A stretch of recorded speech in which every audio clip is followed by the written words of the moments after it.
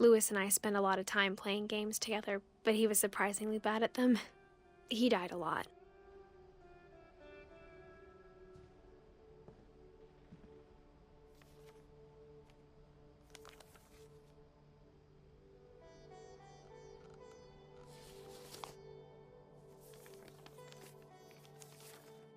Dear Mrs. Finch, as Lewis's psychiatrist, I can understand your desire for an explanation. As I see it, the trouble began in January, shortly after we convinced your son to seek treatment for substance abuse. Newly sober, I believe Lewis first noticed the monotony of his daily life.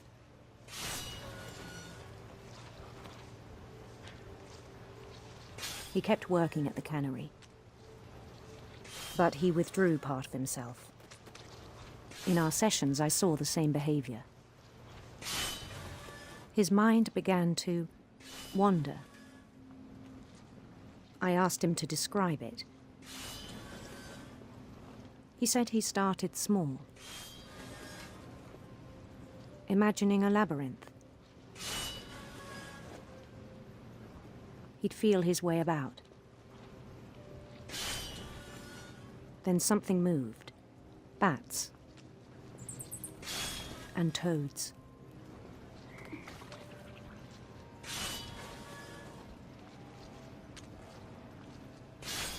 And things that have not names. He knew it was all in his head. But he took it very seriously. I had hoped he'd find himself.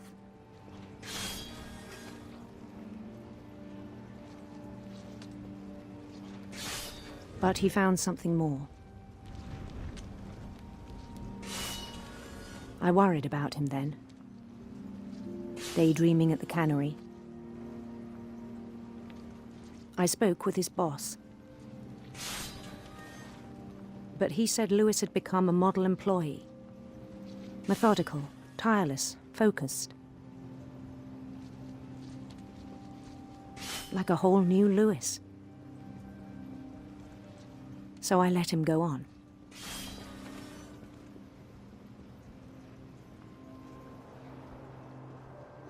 I even encouraged him. It seemed very promising at first.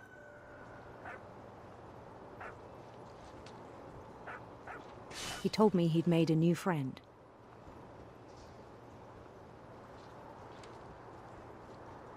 On the edge of a city he named Lewis Topia. He built the city up slowly, brick by brick. Then he made musicians.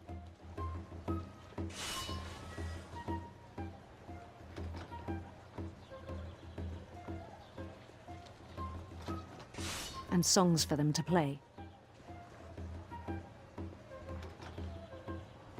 He talked about starting a band. And he was always humming something.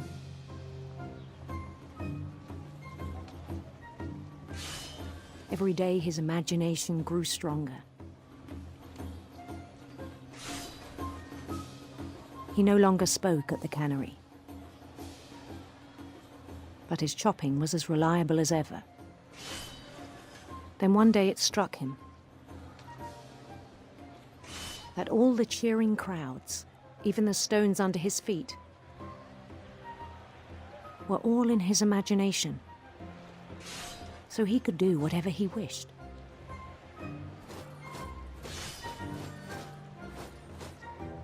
He held an election for mayor. And he won. They begged him to stay, but his mind was already wandering.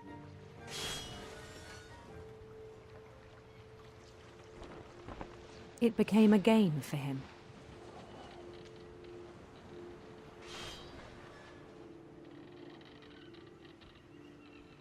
He'd conquer a city, then immediately push on.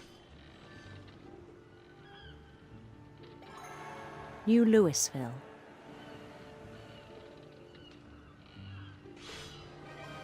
St. Louis. He started drifting away from our reality.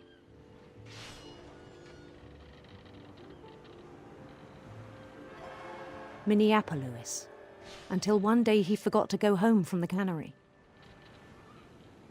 Even as his mother pleaded with him, part of Lewis kept sailing on.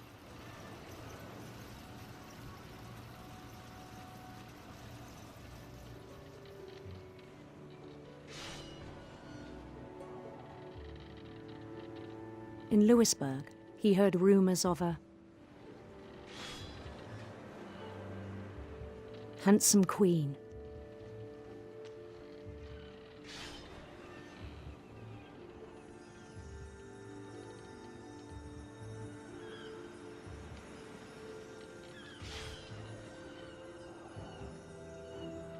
The queen was on her own quest for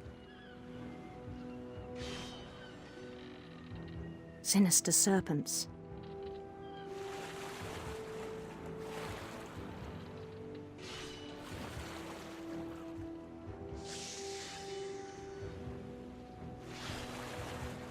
He followed the sound of her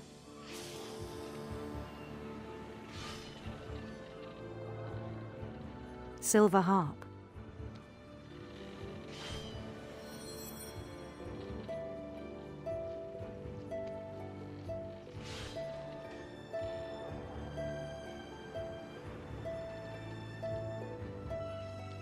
His chase led him to a golden palace east of the sun and west of the moon. Even then, his logic remained sound.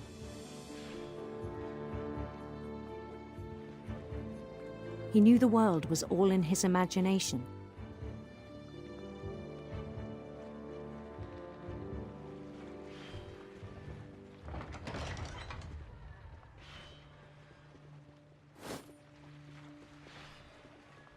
But he was so proud of having created it.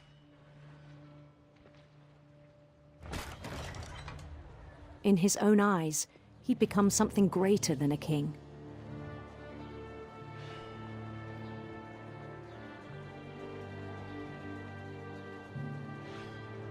For someone who'd never known success in the real world, I think it was overwhelming.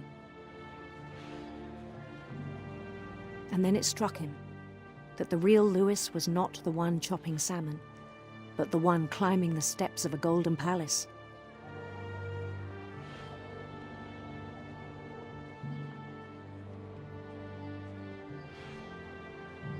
My imagination is as real as my body, he told me. It was hard to argue with him.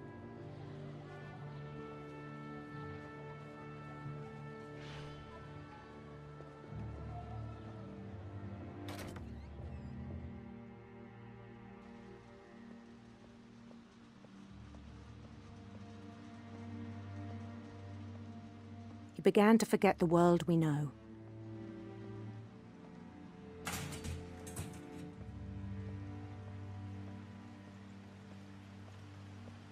I think it pained him to remember Lewis, the cannery worker.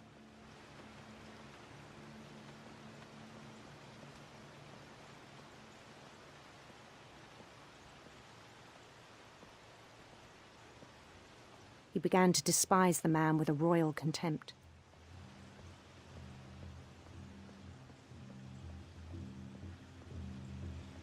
I still thought I could save him. Even after he said he was being crowned king over all the lands of wonder.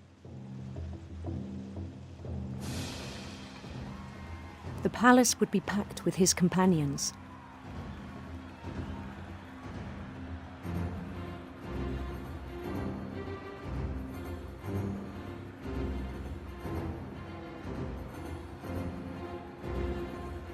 Including the wise Calico who'd insisted on advising him.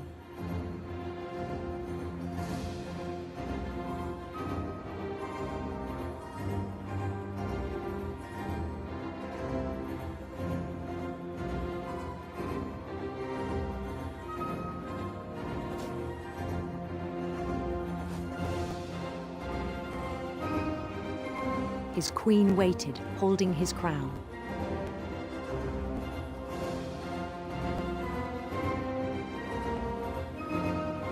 There was only one thing left to do.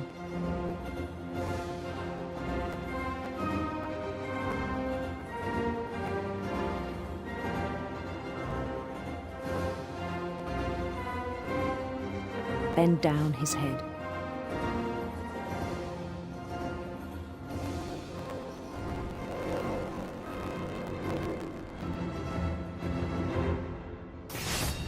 And the rest I think you know. Mrs. Finch, your son was a kind man who will be missed by all of us who knew him.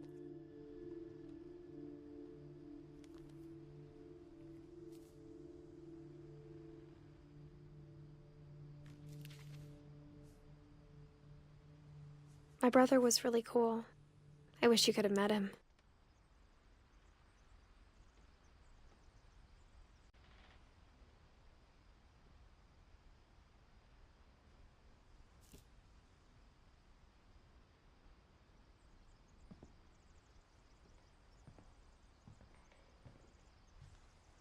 He was so proud of being Indian. I think for him, it was a way to be something other than just a Finch.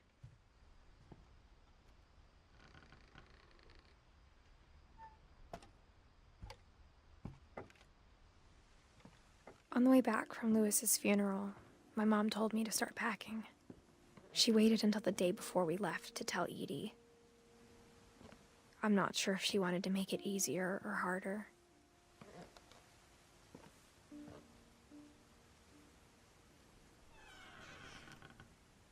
I wish we'd stayed. But I understand why we left.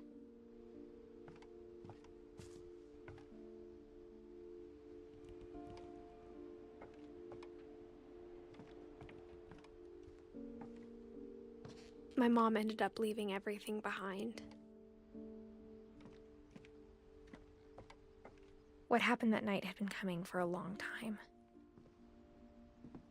Maybe it should have come sooner.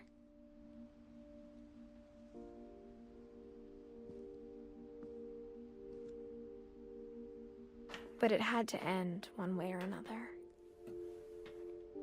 All that's left now is to tell you about that last night.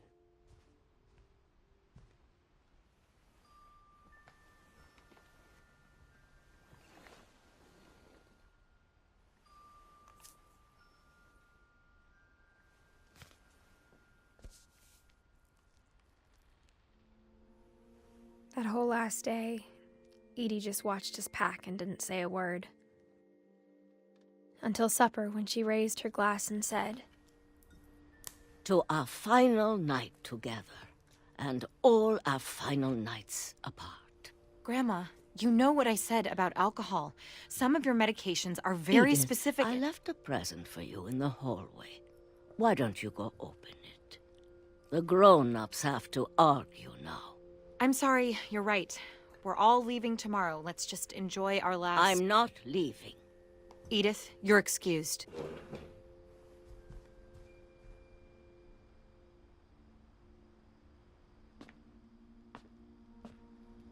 The power had been shut off that morning, but Edie always had plenty of candles. When my mom sealed the library, I don't think she knew about the other entrance, or that Edie had a key to it.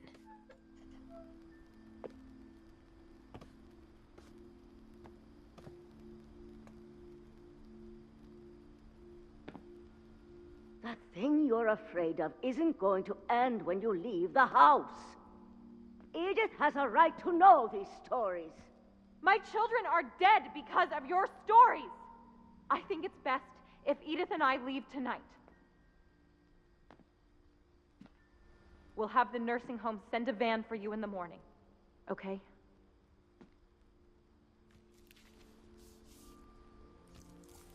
Dear Edith, there's so many stories I wish I could tell you, but there's only time for one. This is about what happened on the night you were born. That night, the tide went way, way out. It was the first and last time I ever saw the old house aground. There'd been an earthquake out in the middle of the ocean. They called it the lowest tide in 1,000 years. God, it smelled awful. You know, I've seen that house every day of my life.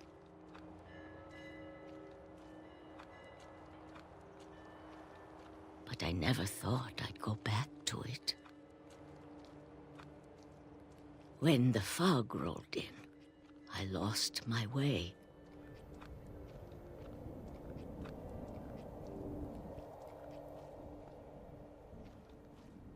I got turned around.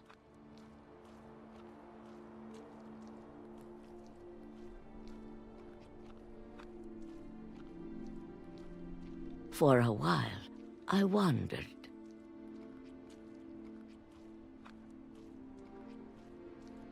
I started seeing things.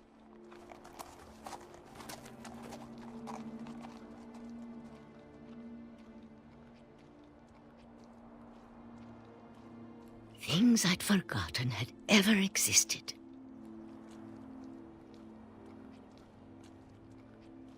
But when I saw them, they felt like old friends. That night, a lot of things came back to me. Or maybe I came back to them.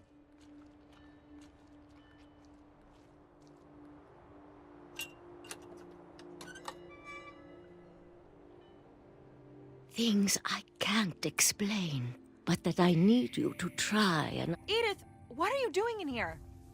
It's mine. Edith! Mom, you're gonna rip it! Let go!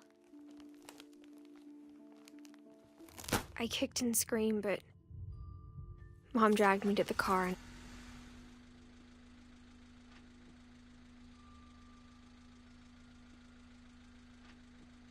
I never saw Great-Grandma Edie again. The next morning, the van came to pick her up, but she was already gone. After that, we moved around a lot.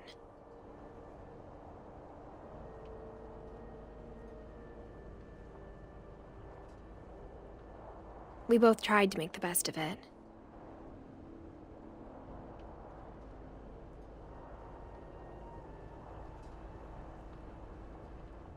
A few years went by.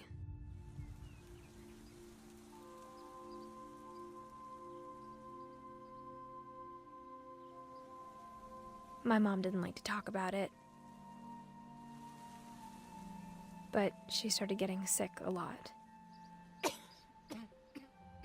The rest happened pretty quickly.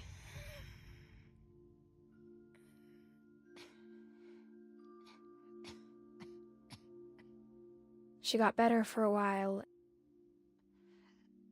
and then she didn't.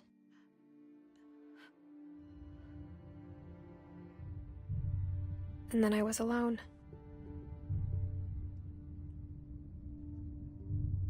The last Finch left alive.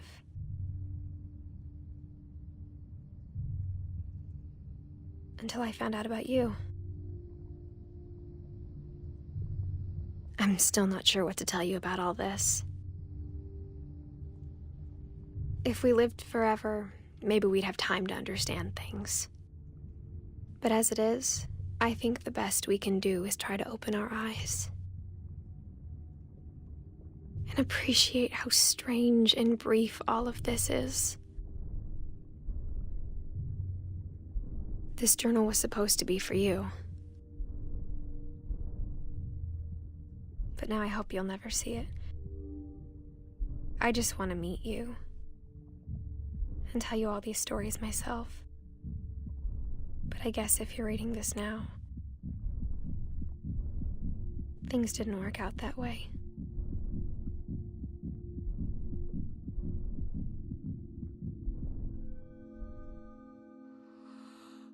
This is where your story begins. I'm sorry I won't be there to see it.